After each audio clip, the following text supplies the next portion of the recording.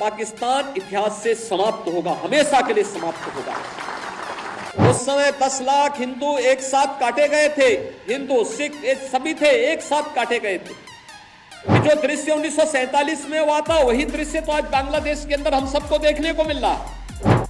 और आज भी वही आगजनी, वही तोड़फोड़, वही लूटपाट, बहन और बेटियों के साथ वही अत्याचार, उसी प्रकार की त्रासदी का दृश्य आज भी हम सबके सामने है। 1.5 करोड़ हिंदू किस तरीके से बांग्लादेश के अंदर आज चिल्ला चिल्ला करके अपने आप को, अपनी अस्मिता को बचाने के लिए गुहार लगा रहे हैं और दुनिया के मुंह सिले हुए। याद करिए 16वीं सदी तक भारत का वैभव दुनिया के अंदर अग्रणी था। अगर दुनिया की जीडीपी की आप बात करते हैं तो दुनिया की अर्थव्यवस्था का आधा भाग का नेतृत्व अकेले हिंदुस्तान करता था 16वीं सदी तक। इतना समृद्ध भारत था। और यह तब था जब कई 100 वर्षों तक लगातार विदेशी आक्रांताओं के आक्रमण को यह झेल रहा था। और लगातार फिर किस स्थिति में यह पहुंच गया था, आपने अभी वो दृश्य देखा है फोटोग्राफ के माध्यम से। इस जो यहां पे अभी सूचना विभाग ने त्रासदी के कुछ दृश्य आपके सामने प्रस्तुत किए। 15 अगस्त 1947 से एक दिन पूर्व 14 अगस्त 1947 को जब विभाजन की त्रासदी हो रही थी और 15 अगस्त को जब देश के अंदर तत्कालीन प्रधानमंत्री पंडित जवाहरलाल नेहरू के द्वारा भारत के तिरंगे को पहरा करके कांग्रेस के नेताओं के द्वारा देश के अंदर आजादी के जश्न को मनाने का कार्य किया जा रहा था, तब लाखों लोग अपनी मातृभूमि को छोड़ने के लिए, अपने परिवारों को छोड़ने के लिए मजबूर हो रहे थे। किस प्रकार की यातनाएं उन पे पड़ रही थी, किस प्रकार का दृश्य था, किस प्रकार के मानवीय अत्याचार हो रहे थे, ये किसी से छुपा हुआ नहीं। और ये दृश्य बहुत कुछ है, चित्र बहुत कुछ बोल देते हैं। यानी दुनिया का सबसे समृद्धतम देश 1947 तक आते आते एक दलित देश में बदल गया था। और वह दृश्य भी आपने देखा, वह दृश्य भी आपने देखा है। ये क्यों हुआ? क्या ये सच नहीं कि हमारी कुछ कमजोरियों ने आक्रांताओं को देश के अंदर आक्रमण करने के लिए एक स्पेस दिया? और जो गलतियां इतिहास के उन काले अध्यायों में हम सबके सामने कैद है, क्या वही गलतियां चुनाव के समय राजनीतिक नेतृत्व देश के अंदर इस प्रकार की गलतियां राजनीतिक दलों के द्वारा नहीं की जाती है? ये जाति के नाम पर विभाजन की त्रासदी तक पहुंचाने की एक कथा वही है जो पहले जातीयता के नाम पर होता था, जातिवाद के नाम पर होता था। आज वही कार्य, वही कृत्य, वही कारनामे राजनीतिक दलों के स्तर पर जातीयता का नग्न तांडव करके फिर उसी विभाजन की ओर ले जाने की कुछ सी चेष्टा की जा रही है। परिणाम क्या है? परिणाम आप सबके सामने फिर वही है। परिणाम फिर आपके सामने वही है। तिथि बदली है,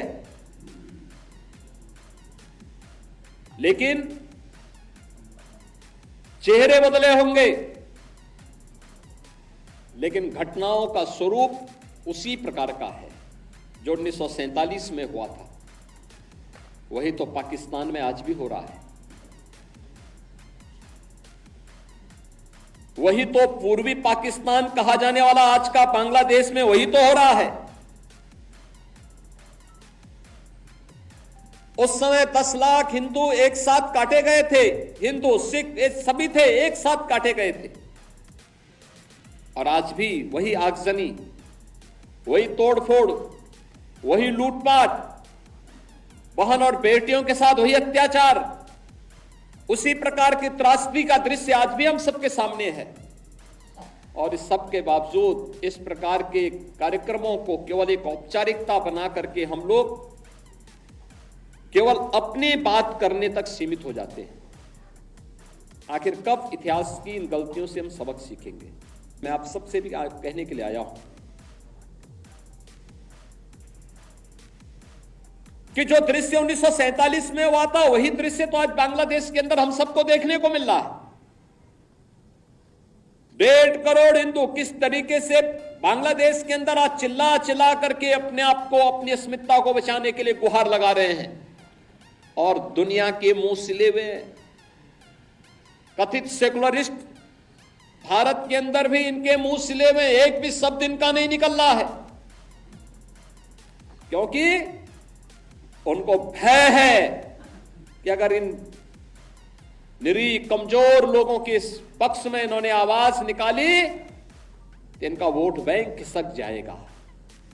वोट बैंक की चिंता है, लेकिन मानवीय संवेदना इनकी मर चुकी है।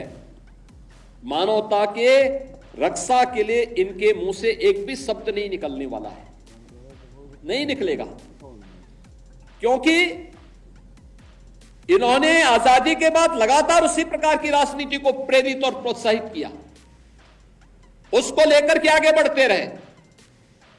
ये लगातार बांटो राज करो की उस राजनीति के तहत ये लोग देश के अंदर कार्य करते रहे।